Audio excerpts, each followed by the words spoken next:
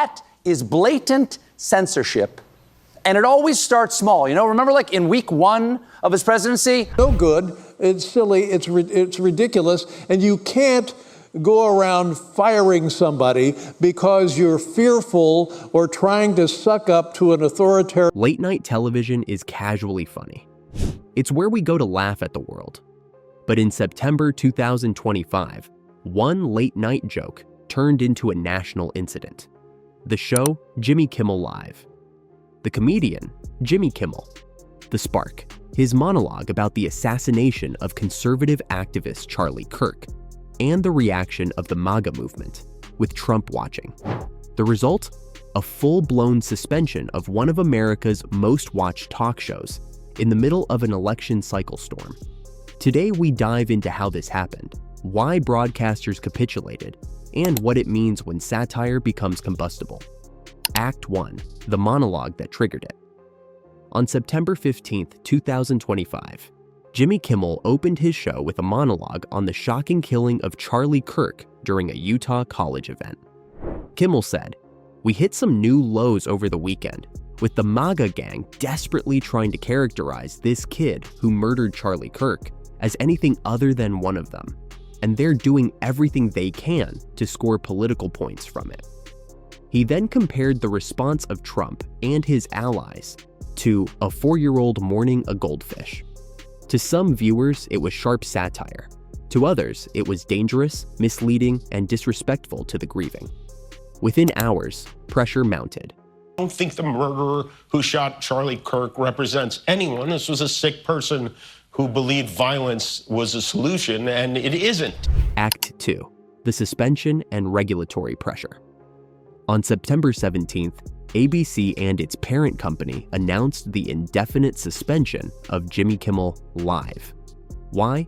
Because 2 major ABC affiliate groups, Nexstar Media Group and Sinclair Broadcast Group, pulled the show from their stations, citing that Kimmel's remarks were offensive and insensitive at a critical national moment. Compounding the storm, Brendan Carr, chair of the Federal Communications Commission, FCC, publicly stated that Kimmel appeared to mislead the public and suggested the commission could hold ABC and Disney accountable, including via license repercussions. Charlie Kirk is anything other than one of them and doing everything they can to score political points from it. In between the finger pointing. Act 3, the backlash swells. Late night hosts immediately scented danger. On September 18th, Stephen Colbert called the suspension blatant censorship. Jon Stewart, returning to host The Daily Show, used satire to call the suspension proof that free speech now has a talent-o-meter. Protests broke out outside Disney's Burbank headquarters. Media unions and more than 430 entertainment figures signed letters calling the move a threat to journalism and comedy. Let me say, I stand with you and your staff 100%. And also, you couldn't let me enjoy this for like 1 week. Just come on. Act 4, the corporate crisis. Behind the cameras, ABC and Disney sat in crisis mode. Disney issued a statement calling Kimmel's comments ill-timed and insensitive, and saying discussions had been held with the comedian. They reinstated the show on September 22nd, announcing that Kimmel would return on September 23rd. But the reinstatement came with caveats. Roughly 1/4 of ABC's affiliates, controlled by Nexstar and Sinclair, continued to preempt the show. Disney CEO Bob Iger and co-chair Dana Walden weighed the fallout. Act 5, why this feels like a turning point. Here's why this matters: regulatory threats. When an FCC chair suggests a network might lose its license over jokes, it changes the equation for all broadcasters. Media self-censorship. If late-night comedy can be pulled, what's next? News commentary? Investigative satire? Political symbolism. Late-night shows have been critical of presidents for decades. Now they're at the front line of culture wars. Fandom fallout. Advertisers pulled back. Viewers demanded boycotts. The corporate and consumer ecosystem took sides. Fast. Act 6, the return episode. On September 23, 2025, Kimmel stepped back onto his stage to thunderous applause. His face said it all, tired but defiant. Gets a lot of threats. I get many ugly and scary threats against my life, my wife, my kids, my coworkers because of what I choose to say. And I know those threats don't come from the kind of people on the right who I know and love. He opened with a simple line that made the room erupt. Well, I didn't know jokes had expiration dates, but apparently mine did. Then, over 18 uncut minutes, he told America exactly what happened. He didn't apologize. He didn't backtrack. Instead, he talked about the right to laugh, the duty of satire, and how dangerous it becomes when power decides what comedy can say. "We joke because it's the only way to stay sane," he said. And if that's offensive, maybe the problem isn't the joke. That monologue, the comeback monologue, as social media dubbed it, went viral instantly. This show is not important. What is important is that we get to live in a country that allows us to have a show like this. Act 7, the reactions. The industry split in two. Media watchdogs and free speech advocates hailed Kimmel's comeback as a stand for democracy. The Writers Guild of America issued a statement saying, "When political power pressures media companies into silence, the cost isn't just censorship, it's culture itself." Meanwhile, conservative commentators accused Kimmel of playing the victim. Fox News' Laura Ingraham argued that Kimmel is pretending to be censored to boost ratings.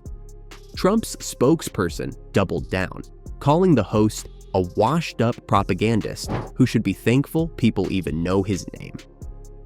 Act 8, the corporate damage control.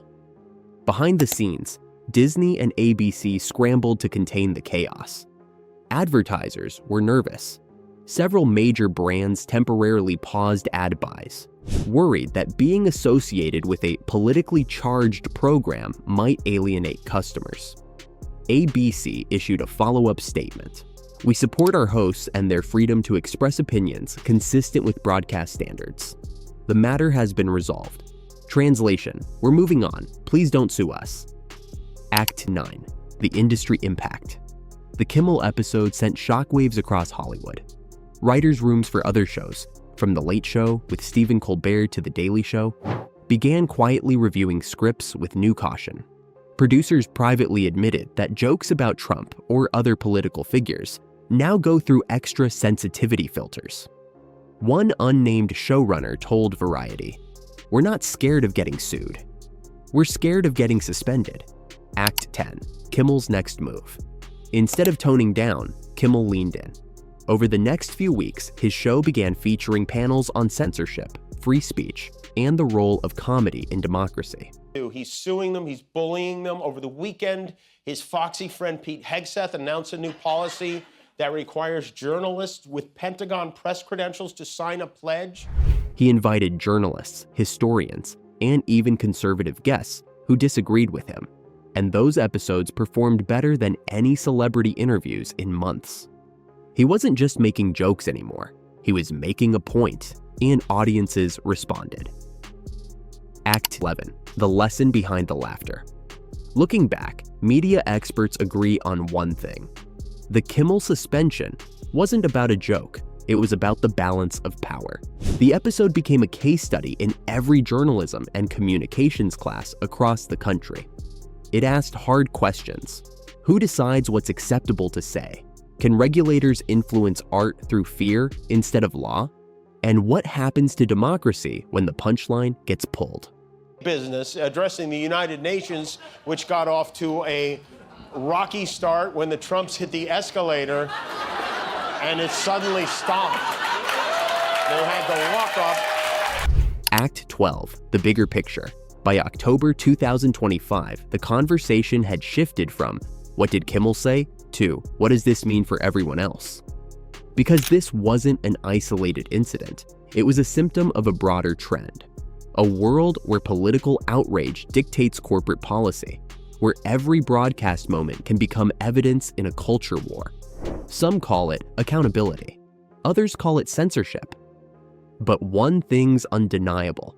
The space for unfiltered humor is shrinking. The power of a punchline.